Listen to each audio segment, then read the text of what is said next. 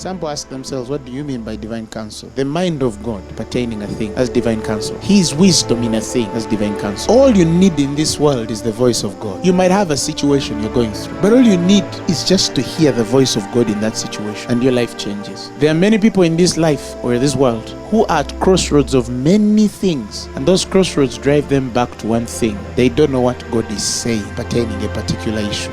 There's a marriage right now falling in the rocks because somebody made a wrong decision because they didn't hear God. There's a multi-million-dollar business right now sinking because a man did not hear God. There's somebody right now on the deathbed dying because they didn't hear God. Every uncertainty and fear, I always tell people, when a man fears, it's because that man doesn't see. When a man is afraid, it is because that man doesn't see. When you start to see, when you start to hear the voice of God, you stop to fear. Because the voice of God, like the Bible says, it calms storms. It calms storms.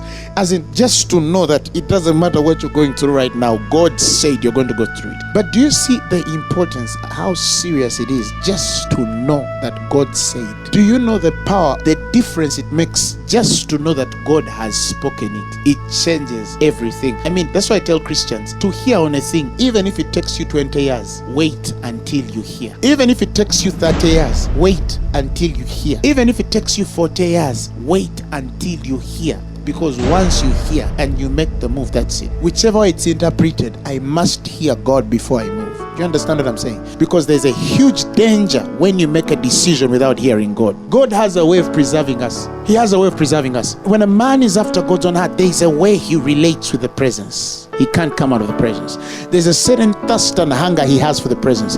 You stop attending meetings because it's duty. You start attending them because you have nowhere you can be.